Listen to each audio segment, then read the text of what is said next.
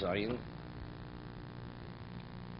The Gemara wanted to bring a raya proof that if it's for Agav, the metaltlin do not have to be contained on the location. Tzvurin, even if they're elsewhere, if you do with the kinyan, although normally you cannot transfer ownership of movables with keser shtar chazaka, but if it's done simultaneously when you transfer property, you can transfer movables. That's the concept of kinyan agav. So Gemara concluded that the movables you transfer do not have to be contained within the property. So Gemara originally wanted to bring proof that it does, because the Gemara tells over a story of Rabbi Gamliel. They were on a boat. Rabbi Gamliel wanted to distribute the various tithes, and he went and he said that he gave the Meiser Rishon to Rabbi Yeshua, and he said its location is rented to you. So over there he transferred the ownership of the Meiser together with the property, and the Meiser was located in the location that he had rented him. So we see Tzvurin. So you see it does have to be contained. So Mor says it's no proof. But it says he rented it to him. How did he rent it? He gave him money. So this is Tosus over here I want to do. Nosel Yeshua. Tosus Chavzayin. Third Tosus from the bottom. Shoya Levi. Rabbi Shua Chananya was a Levi. The Gemara says in a number of locations, he quotes Gemara Yevamos, Gemara Ksubis, that when the Jews were supposed to come back from Bavel, the Levim didn't want to come. They didn't want to come. They had very, very good in Bavel. So Ezra, he penalized them, and he said, from now on, Levim will not receive Meiser. Because a Kohen is also qualified to receive. A Kohen is also Levi. So he says, from now on, simply means the Kohen will receive the Meiser.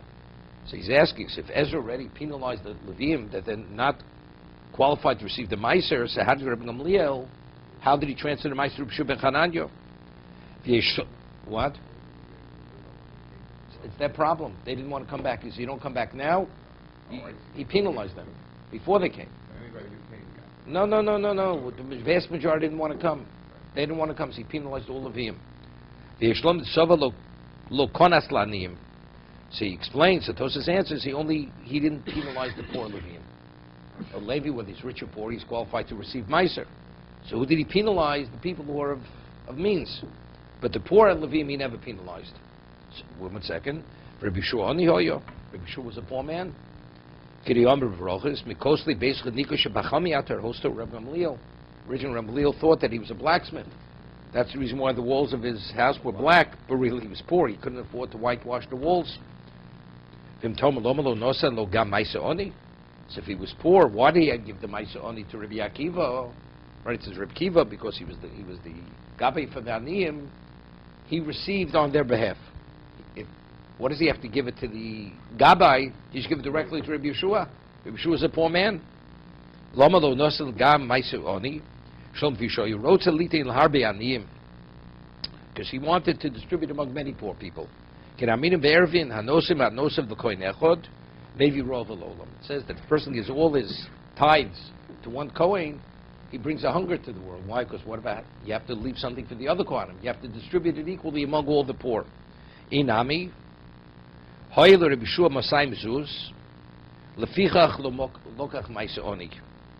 meaning in terms of being poor, he was poor. But to qualify Maisa Oni, he has to be even more poor. But since he had $200 causes that you're not classified as the Oni, as the poor man who's eligible for Maisa Oni.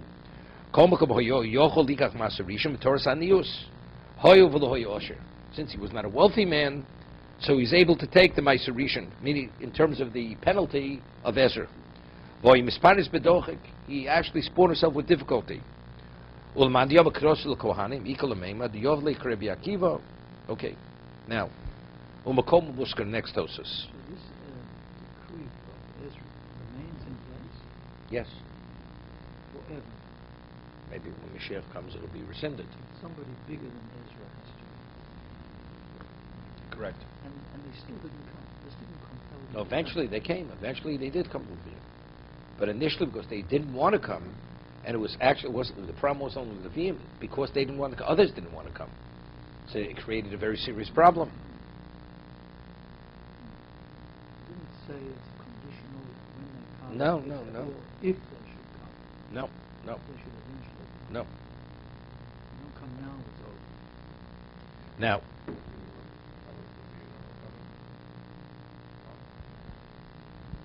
Komo Buskalo, he actually transferred, he says, the location where the tithes are, they're rented to Rabbi Akiva or to Rabbi Yeshua.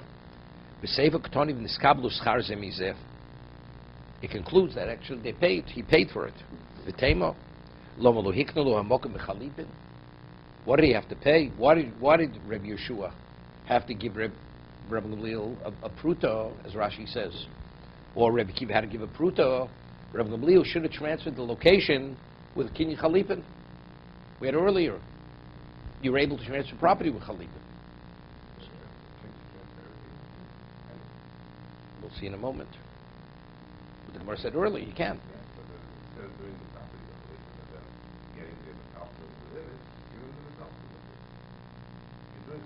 No, so that it explains it. So Tosa says, because Chalipin, if you want to transfer ownership, that you can do with Chalipin. But to rent something by Chalipin, the Kinyan Chalipin is not effective when it comes to renting. It's not. Domer Hosam.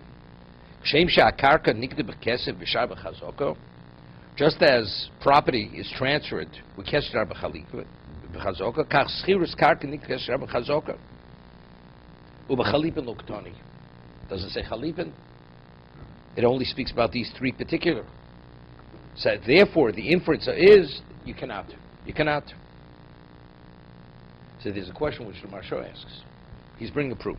Since it says in the Mishnah, just as when you transfer property, it's Kesher Chazokah, when you rent property, it's also Kesher Chazokah. So what does it say? U'b'Chalipin. So the Maharsha asks, well, what about transfer? Everybody agrees. A final transfer, you can. It doesn't say it in the ratio.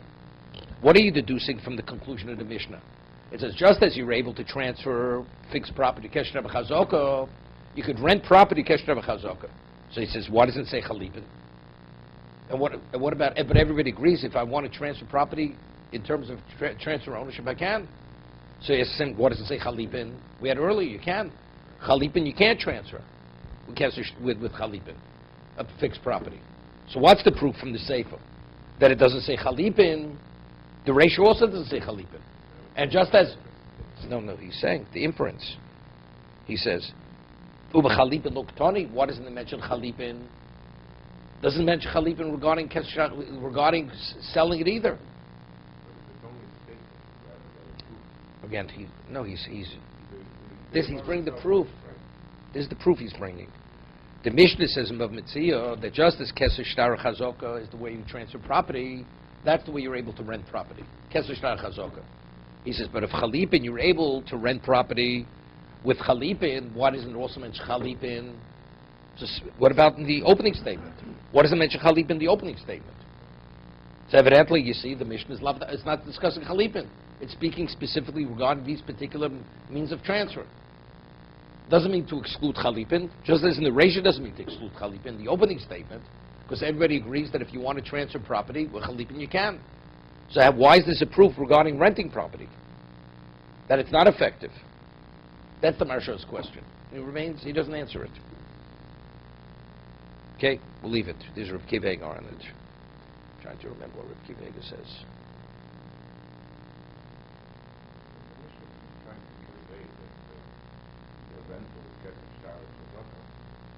He will mention that just like Karka is Kesher Shtar, then rental is also Kesher Shtar. The fact that Karka is Chalipin doesn't imply anything because the Mishnah didn't want it. Because again, are you reading Tosas or are you reading? Oh, we're talking to one another. Tosas is bringing a proof. A proof that Chalipin does not work for renting, because the Mishnah does not mention Chalipin. That's what he says. Right, yeah. So what's the proof? Then the Mishnah would have mentioned it as one of the Mishnah is saying that just like, okay, it doesn't work with this field. The Mishnah said just like Kesher Shtar Chazokah works with Karka, even though Chalipin also works. it also works for rentals. It doesn't No, say- see, that's the doesn't question. say anywhere that, But that's his question. Maybe the reason why it doesn't say, the Mishnah is not discussing Chalipin. right. It's not discussing Chalipin.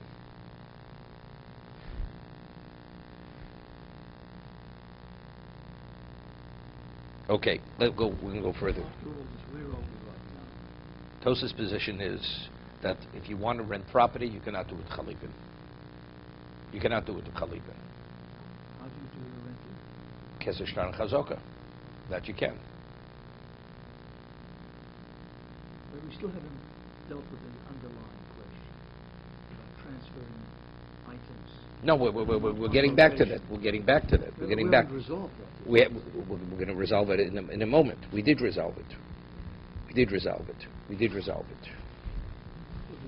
dismissed it. No. Wait The a second. rental No. of the, The last the Gemara quoted another case. The Gemara said regarding a document. The Gemara says that if you want to transfer a document, then when you acquire the property, you acquire the document. Although the document is not on the property, right? The document's elsewhere. When he acquires the property, then at that moment he acquires the document. But the document's not on the property. So the Gemara says, so you see, you don't need Svurim. The Gemara says no, there's no proof. The Gemara wants to say, because remember, the document is the equivalent to the reins of the property. It's the reins. It's connected because it's understood, because you need the deed to prove ownership. But then the Gemara says, no, it is a proof. Because the Gemara says, but the Mishnah v'alok tani zui sheshaninu nechosim shein lamachrayis niknim nechosim sheish lamachrayis. Right? We had the Mishnah earlier. We said you're able to acquire properties metaltlin when you acquire fixed property. And it says Ketzshtar Chazoka, and it says, and it brings a proof from that. Right? Shmamino Lobino Tzvurin, but Shmamino was saying that the document is the equivalent of metaltlin.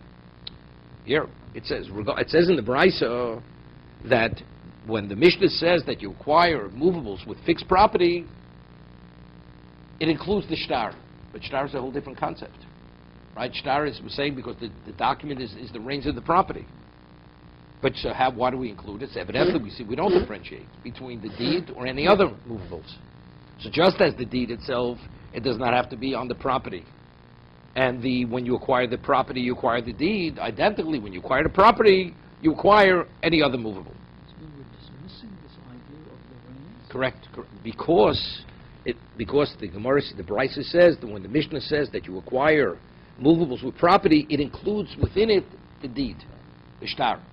The shtar is a whole different concept. But then We see the shtar and the property one and the same. connected. They're connected. So are they saying they're not connected?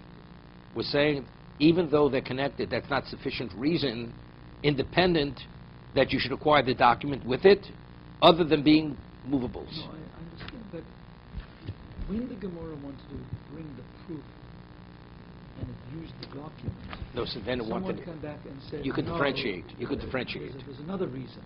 That's what a document. He says, but if the document is different because of that reason, so how does it equate it to the Mishnah? It has no relevance to the Mishnah.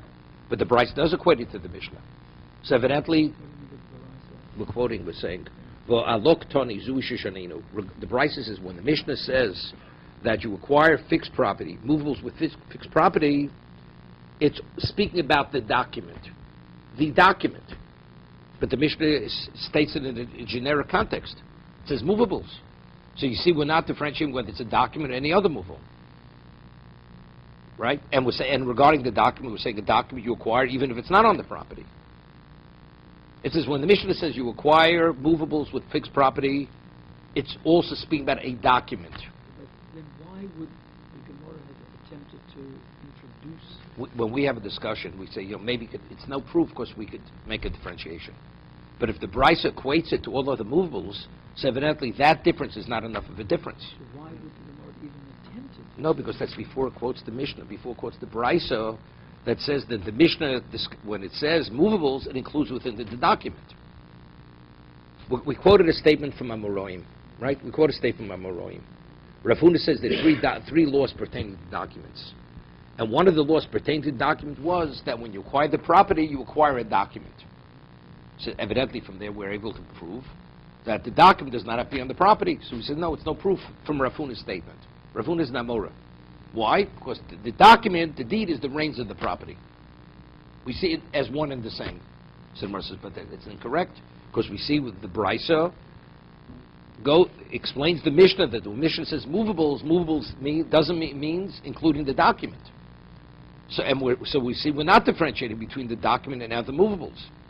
So just as the document does not have to be on the property, the movables also don't have to be on the property. Rav Huna never made it. We're making the statement. We cited Rav Huna. So from Rav Huna we're able to deduce that it does not have to be on the property. He never said it. We're saying it. We're saying it. Samar says no. It's not a valid concept. It's not. It doesn't have any validity to it. How do I know it doesn't have validity? Because the Brisa says, when the Mishnah says that you acquire movables with fixed property, it includes within it the document. Right?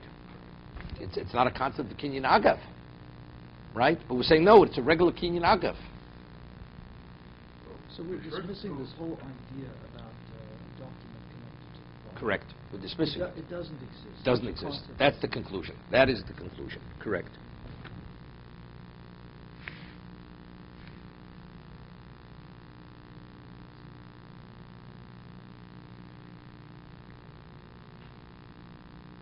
Iboilu. Mibin and agavolo. When a person wants to transfer movables together with fixed property, does he have to use the language agav?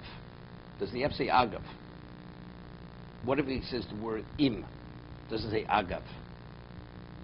Remember we discussed, im could mean you acquire the property, and then what's on the property you acquire with kinyan chotzer.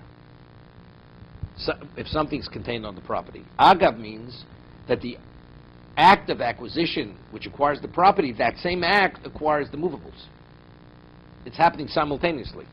So when the Gemara poses the question, do you have to say the word agav, which indicates clearly simultaneous together with the property, or even if you don't say it, im is also the equivalent of that.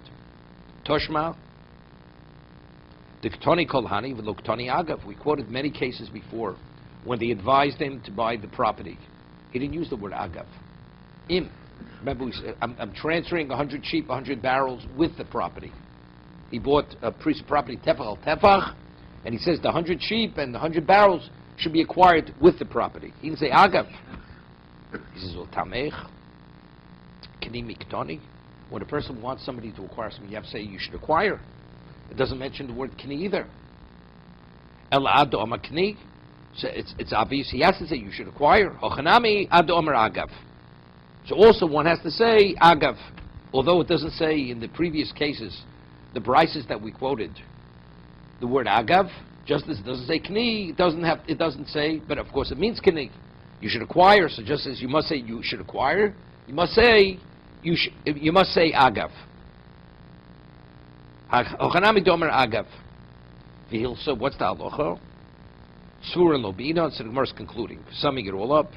Svura lobinon, that when you transfer something with a kinyan agav, the movables do not have to be contained on the property. Ukni bi'inon. Agav ukni bi'inon. But yet the words agav ukni has to be said. You can't say im. This is the way Rashi learns. It's not enough to say im. You must say the words agav. So how would you make the statement? I'm transferring the property to you, ownership of the property, and the movables agav, simultaneous with the property. You have to use the word agav. Agav. You have to use that word. Together with. You can't say together with. Together with is not sufficient. Im is not sufficient. You have to use the word agav. Agav identifies the means of acquisition. No, because we had earlier. It's a legal term because we had earlier. If let's say you have a chotzer, you acquire something with a domain, and it's not a chotzer mishtameres, it's not a protected domain. Chotzer doesn't acquire. So let's say he would say, I'm transferring the property together with the sheep or with the barrels of wine. But and I don't use agav, so what would the kinyan be? The acquisition is chotzer. Right? First you acquire the property, and since they're contained within the property, it's kinyan chotzer. But what about if it's a chotzer she'en mishtameres? It's not a protected domain. It's not effective. But if you use agav, you use the term agav, it's irrelevant whether it's a protected domain, not a protected domain. The acquisition is not chotzer. It's whatever way you're transferring the property, using that same transfer to transfer the metaltlin. That's firstly. Secondly, if you say im, it has to be contained. For kinyan chotzer, it has to be contained within the domain. For kinyan agav, as we're concluding now, even if it's elsewhere. Even if it's elsewhere, the halach is, as the Gemara concludes, lo bina tzvurim. So really, agav would be where it's elsewhere. That's why. Wow. So really, the passage of agav is more where it's elsewhere. But when it's in the chotzer, it's like that Mishnah knows. You don't have to do this. Yeah, but we had all the cases before. We had to before. Chotzer is enclosed. Only if it's a Yeah, protected. mishtameres. Yeah, good. So good. So it's not a chotzer mishtameres. Okay. So he Why doesn't. can't you say, though, that when he's saying im, he means agav? Because He doesn't. You have to use a term. It's a legal term. Im does not mean agav. With why means. would somebody want to refer to this chotzer rather than agav? If he says im, it means chotzer. Because to be agav, it means agav is a chiddush. Im means with. Right. So what does with mean? With doesn't mean simultaneous. With means you first acquire one, then first A, then B. So basically, the end result he wants the person to acquire. Put it this both. way: for kin you need das, correct? Let's say the one who's transferring has no idea that such a thing as kinyan agav. Never heard of it. So if he says agav, whatever agav means, that's what I want. So he said agav, regardless of whether he knows what it means or not. But if he says im, and he knows that a domain acquires, what was his intent? His intent was kinyan chotzer. So the Tanoim on the boat, the reason that Agav never came up is because it was a lease transaction and it was contained. No, the Gemara wanted to bring a proof over there that it was kinyan agav. With what? He didn't use the terminology. No, it's lav dafka. We say even though it doesn't mention that terminology, as he didn't say kini. That's what it says. Although in the text of the story, the word acquire was left out, right? Similarly, the word agav was omitted. But of course, they did say agav. Rabbi Gamliel did say agav, He did? even though it doesn't say he said it, because we're quoting something. Legally, you have to say it. So why wasn't it mentioned before? That's what the Gemara wanted to say. She says it doesn't say kni either. It doesn't say acquire. So just as when the Brisa was quoted, it doesn't say acquire. The Tana, when he recorded it, he didn't say the word agav. But of course, just as you need kni, you need agav. So the Gemara asked that question. The Gemara says because when he gets back, the Gemara wants to bring a right that you need svurim. The Gemara says because when he gets back, he doesn't want him to feel pressure that he must take it out immediately. The Kenyan was kinyan agav. You really don't need to go in, but because of this, he did that. That's the reason why he did it. See, the Rishonim That's themselves, all about that. right? The Rishonim said, "Why do you have to rent him the location? What do you have to? What did he do? If actually it's contained within the location, right? So what did he need kinyan agav? He should have transferred kinyan chotzer, right? So some Rishonim say that because since it was part of Rabbi Gamliel's residence, and his family had access to that location, it's not chotzer mishtameres, because his family had access to that. So therefore, to overcome that problem, the transfer was kinyan agav, not kinyan chotzer.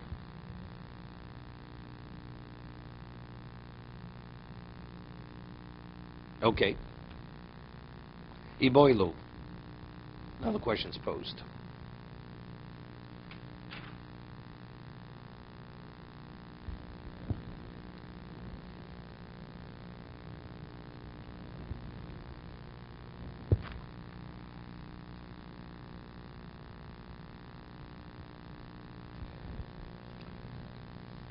Shode b'mechum talp b'matona. Mau. Regarding kinyan agav, we're saying that one active transfer, acquisition, it affects the fixed property. It affects the movable, right? What about if each one is being transacted in a different context? The field is being sold, but the metaltlin are being transferred with matona as a gift. You have an interesting question. what would the question be? If Agav says that one act of acquisition is able to affect both simultaneously, so what difference does it make? If one's mech and one's matana? No. So what? Acquire means. He said, the property I'm selling to you with chazaka, with shtar, with kesef, and the metaltlin I'm transferring to you as a gift. Right? Well, what's the question? Agav, continue should be the same way as what the underlying transaction was met, so therefore the metalton has to be met. You can't have different. And the only reason why the metalton are being nikna is because of the underlying karka. The karka, the net, they have to do the metalton and matana. See, I'll tell you the way I understood it. If you say you need svurim, here. If you hold you need svurim, you say that the metal will have to be contained within the property. How do we explain what was the rationale? If it's elsewhere, it wouldn't transfer, because we say that they're subsumed by the property. So if that's the case, does it make a difference if it's maton or mecher?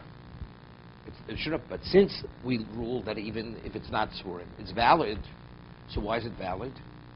Because we say that just as the kinyan affects one, it affects the other. It's like a Gilgul concept. So maybe when do I apply it? It's only if they both function within the same context. If it's botel, it's subsumed. What difference does it make if it's matana or it's mecher? I'm selling you the property. Everything on the property is yours. Is yours. What difference does it make if it's mecher or it's matana? If it's an acquisition because you're purchasing it, or it's a gift, you're receiving it as a gift. It's the same kinyan, either way. So I'm saying, if you hold you need svurim, then this question wouldn't be a question. But since we concluded before that you don't need svurim, so what is it? One transaction affects something else. It's like an independent transaction. But since each transaction is a kiddush, is a different type of transaction, one is maton and one's mecher, maybe it wouldn't be effective. Toshma. So the Gemara brings a proof. What was the so wrong with Rabbi Yeshua? Isu shani osed lomud nosen li Yeshua. He says that the maser, the 10% which I'll measure out, that should be given to Yeshua. Umakomu muskar. Lo shmamino. So what is it? So the maser is matana, and what is the location? The location is what? That's mecher, right? You give me a penny. He gave money for this. So he's acquiring the location, and with the act of acquiring the location, he's acquiring the meiser rishon. So you see that even though it's functioning in two different contexts, it's effective. He bought. No. Otherwise, how's it transferred? It's being transferred. It's an act of acquisition. When a lady receives it, it's an acquisition, or is it just a gift? I just don't understand the distinction. I thought we were trying to understand the difference between acquisition and gift. Yeah. One is you pay for something, the other one you receive it without payment. Right? That's how we define it. That's a gift. Gift is, but what about if I pay for something, I'm paying for the property, but when I'm paying for the property, that act of acquisition is affecting the gift. I'm not paying for the gift. But I'm saying with the act of acquisition I'm doing the property, that should also affect the gift that I want to transfer the gift with that. Although what's being paid for is not the gift. It's a tremendous chiddush. Right? The whole concept is I'm giving consideration, and because I'm giving some degree of consideration, that's what causes the transfer. But you're giving nothing for the matana. If the giver, the owner, decrees his movable items to be hefty, but then that's kinyan chotzer. That's kinyan chotzer. That's it kinyan. becomes bottled. But the Gemara before was speaking that the transfer was through agav. Agav. That's how we have. Good through Agav. Right. So why can't he do the same thing? Decree everything ownerless. That wouldn't work. I mean, what does it mean to decree ownerless? The movables. Here we're talking about he's giving Meiser to Rabbi Yeshua ben Hananya. Yeshua's a Levi. Now, how does he transfer the Maser to Rabbi Yeshua? So he says, give me a penny. He acquires the property, And when he acquires the property, he's also transferring the Maser to Rabbi Yeshua ben Chananya. Although Rabbi Yeshua ben Chananya is not purchasing the Maser, it's a gift. He's purchasing property. But the act, anything which is included within that purchase, affects it as a kinyan. We understand Well, that is agav. that's agav. That the Gemara said was agav. I mean, so it comes out a tremendous chiddush. See, if it's within the same context, so okay, you're purchasing A, I purchase B. Normally, to purchase metaltlin, kesef is not valid. It's not valid. Kesef is not valid. So we say, but since it's being done together with the property, as it's valid for property, it's valid for metaltlin. But what about I'm giving a gift? A gift is not a purchase. So if I'm giving something of value, I didn't give value for the matana, right? Matana means you're not paying for the matana, right? You're not paying for the gift. See, if you do the shtar, but even the shtar is a problem, because what does the shtar say? I'm acquiring the property, and with the text which is written, it doesn't say in the shtar, I'm acquiring the property and what? And I'm also acquiring the what? The metaltlin. But you're not acquiring the metaltlin. And the metaltlin being gifted to you. No, you don't have to acquire it. But there, see, with a shtar, it makes it easier. A shtar is easier. Because a shtar, you understand, because a shtar, you're not acquiring, you're not paying anything. I could transfer a gift with a shtar, right? I could sell a property with a shtar, or I could gift a property with a shtar. Here, he's paying for the property, to rent the property, and with that act of rental, he's also acquiring the maser. But the maser is matana. It's a gift. You're not paying for it, right? Rabbi Yeshua ben Hanan is not paying for the maser. It's only transferring the maser. Okay? I mean, I'll tell you what's going through my mind. I'll tell you what's going through my mind. The Gemara says there's a question whether tovas no moment or ain't a moment. David, listen, it's very important. A person tithes his produce. The person who tithes the produce, he has a right to choose which Kohen he's going to give it to and which Levi he's going to give it to. Correct? What happens if the Kohen seizes the produce? There's a question whether he has to give it back or not. Wait. There's a question. If you're of the opinion, Tovas Hano Momon, that the right to give, I have an intrinsic financial interest in the Maser, in the Truma. So that's the case. He took something which I have an interest in. He had no right to take it. Right? What do I say? Tovas Hano Lav Momon. No, I have a right to choose, but there's no intrinsic monetary value in the thing. He did the wrong thing. He denied me a right that I had, but there's no financial compensation. There's nothing. He has it. Okay? So that's the question. Or do we say Tovas Hano Momon means that right has value, but factually you have no intrinsic rights. Even if you're of the opinion that, let's say, in terms of compensation, you have to be compensated, but you have nothing intrinsic in the Truma or in the Maser. Correct? That's the way we rule. Kiddushin has the same issue, though. That what? Rule that the Kohen seizes. The seizure stays that he did the wrong thing. I thought we ruled that. But that's all because Tovas Hano Lav Momon. Yes. You have a right. So the man did Ownership. The man doesn't have ownership, right? He has a right to choose. Yes. No, that's Momon Shavit. The money belongs to Kohanim. The money belongs to Leviim. So it didn't require Right. the transfer. No, it requires a transfer to the individual Levi or to the individual Kohen. Yes. But if somebody damages it, there's no compensation, not to the Kohen, not to the Levi, not to the one who owned it. Right? Even to the Yisrael who originally had it, he's not compensated. Because he has no intrinsic ownership in the produce that he has. Restitution? No restitution. No, because it says Mamon Shei Lo Tovim. Because there's no one Kohen who could claim that it was his Truma, his Meiser. We had the Gemara Chuna. The Gemara says, if let's say a person he always had his choice Kohen that he gave it to. It's called Makiri Kuna, or Makiri Levia. So then, it's as if he's the only Kohen in the world, he's the only Levi in the world. So if somebody should damage it, the Truma or the Meiser, he has to compensate that Kohen or that Levi. Because he doesn't even have to do an act of acquisition. But if you have multiple Kohanim, he hasn't yet decided which Kohen he's giving it to. So who does the Truma belong to? It belongs to all Kohanim. So now he goes and he damages the Truma. Which Kohen could claim that it was rightful, it was his? right?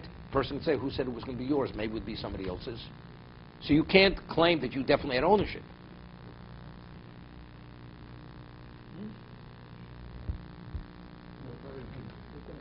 Okay, we're going to stop here.